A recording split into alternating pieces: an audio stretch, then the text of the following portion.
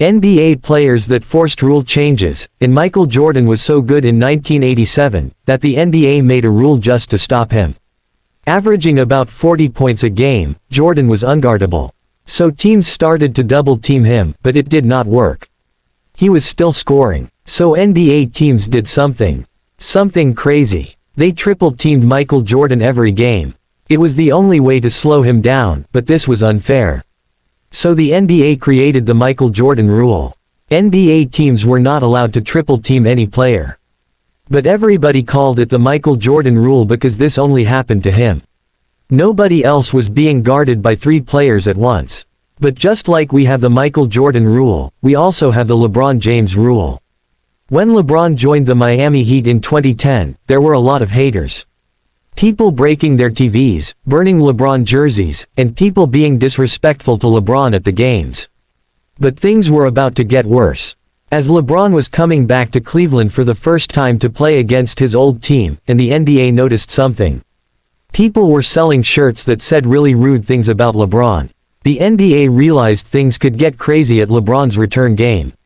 So the NBA created the LeBron James rule.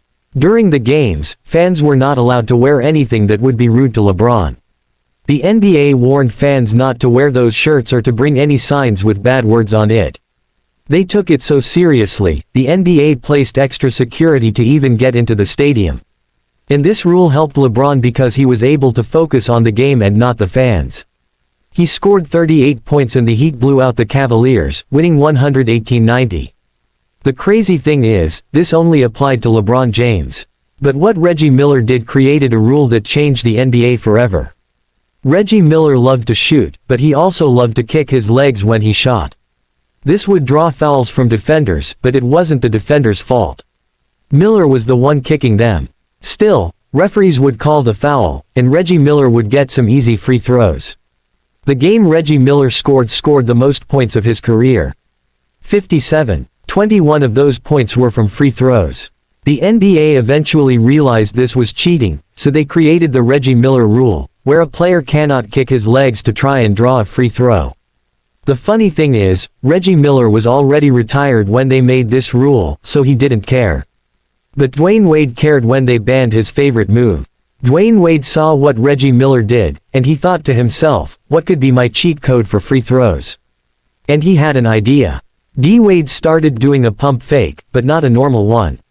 He would pump fake, then lean into the defender and shoot the ball, and this was practically cheating, as Wade would get up to 25 free throws a game. But the worst part, other NBA players started to copy him. All of a sudden, a lot of players were doing the D-Wade pump fake to get to the foul line. The NBA realized, these guys are doing what Reggie Miller did. They're using cheat codes. So the Dwayne Wade rule was created. When NBA players pump fake, they cannot lean into the defender to draw a foul. Unfortunately for Wade, he stopped getting so many free throws. And unfortunately for me, you're not subscribed. Come on, man, hit that subscribe button. But in our next rule change, the NBA pretty much banned fun. Because the NBA started to ban celebrations. There are iconic celebrations, like LeBron's leg pump, Russell Westbrook holding a baby, even three-point goggles. But one player took it too far. Sam Cassell, an all-star point guard, shocked everybody when he did the big ball celebration. The most iconic celebration at the time. After hitting a clutch shot, he just had to do it. Fun fact, Sam Cassell broke his hip while doing the dance. So he was out for the playoffs and cost his team an NBA championship. But this got bigger than just Sam Cassell. Kobe Bryant did it. Fred VanVleet did it, but then LeBron did it, and the NBA said no, no, no, you have crossed the line. Enough of this stupid celebration. So the big ball rule was created. Players were not allowed to do the celebration. And if they did, they would get a $15,000 fine, and we've never seen it happen again. But this next one is so serious it almost ended an NBA player's career. Zaza Pachulia was known for being a dirty puss one time. He injured Russell Westbrook and stared him down. How are you staring down a player that you just hurt? But what he did in the 2017 playoffs was way worse. The Warriors were dominating the playoffs, but they were terrified of the San Antonio Spurs. They knew they couldn't stop Kawhi Leonard. So in Game 1 of the Western Conference Finals, the Spurs are winning by 20 points. And Zaza Pachulia has an idea. Kawhi Leonard goes for the jump shot. Zaza jumps into Kawhi Leonard. Stepping on his ankle, Leonard fires from the corner. Leonard goes down again. And he's in pain again in front of the Spurs bench. Will summoning alongside athletic trainer for the Spurs. The crowd reacting. This isn't defense. This is disgusting. Kawhi Leonard was out for the playoffs, and the Warriors won a championship. The NBA had to make a rule change. So they created the Zaza rule, where defenders have to be careful when someone is shooting a jump shot. You can't just jump into the player and injure them. So now if Zaza did, they would get a flagrant. Zaza was fouled and could be ejected from the game. But Zaza wasn't done ruining the NBA because he forced another rule change. In 2017, the NBA had fan voting for the All-Star game. Whoever the fans voted for the most would be an All-Star. Zaza Pachulia is from Georgia. But the entire country voted for Zaza Pachulia, giving him the most votes. Zaza Pachulia, right now, second among Western Conference frontcourt players. He was averaging 6 points. And was going to be the starting center for the All-Star game. But things got crazier, because people all over the world started to vote for Zaza. Not only Georgia. Everyone wanted to see an average player who play in the All-Star game, but the NBA didn't want this. How could a mediocre player like Zaza be in the All-Star game ahead of Blake Griffin or Karl Anthony Towns, the best big men in the league? So, the second Zaza rule was created, where fan votes only count for 50%, and the other 50% is NBA players voting. Thankfully, Zaza Pachulia was not in Austin. All because of this new rule. But at least Zaza didn't break the game like Kevin Durant did. Kevin Durant won MVP at the age of 25. Was it all with his skill? Or did he have a cheat code that helped him? Spoiler alert, he had a cheat code. KD invented a move called the rip-through. This is the rip-through. He would swing his arms into the defender and a foul would be called. How is this a foul? Well, according to the NBA rule book, this move was allowed and Kevin Durant took advantage of it.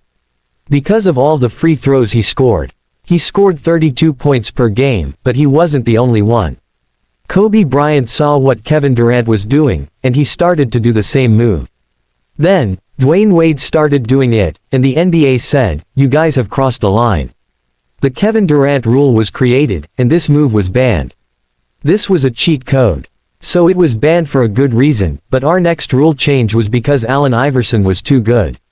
Allen Iverson had the best crossover in NBA history. It might have been unfair, and the NBA thought it is. Unfair. Iverson would hold the ball upside down, giving him complete control of the ball. Maybe he only did this because sometimes. No, he did this his entire career and it was called carrying the ball.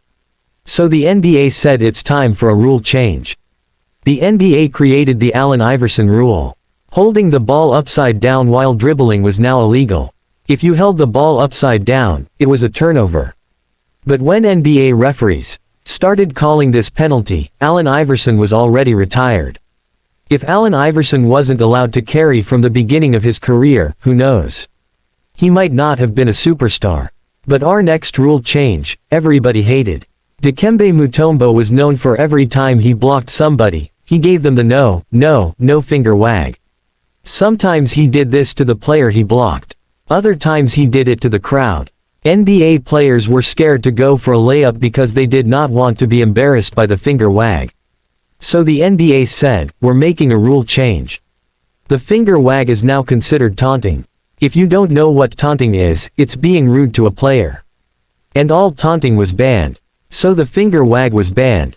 Fans hated this rule because we love to see players trash talk. Some players today still taunt, even though it's illegal, like Patrick Beverley or Dylan Brooks. But every time they do it, they get fined for breaking the new rule. But what about a rule change that was made because one NBA player was too strong? In the 1980s, Darryl Dawkins was the strongest dunker in NBA history, and he kept breaking backboards. It made a mess, and it stopped the game because they had to clean it up and get a new backboard after another broken backboard. The NBA had enough, and they created the Darryl Dawkins rule where they Rims that break off, so instead of the whole backboard breaking it would be only the rim, but this rule change didn't work because Shot got drafted, and even with the new rims he was so strong that he would still bring everything down. But our final rule change destroyed a career because it made James Harden go from the best scorer in the league to only scoring 15 points a game. When James Harden was on the Rockets, he found a cheat code. Harden would lock his arm with the defender's arm and go up for a shot. And every time, it was a foul on the defender. Harden started getting 20 free throws a game, 20 easy points from doing this. The defender can't do anything about it. Harden took advantage of this and averaged 35 points per game, winning an MVP. Until the NBA finally made a rule.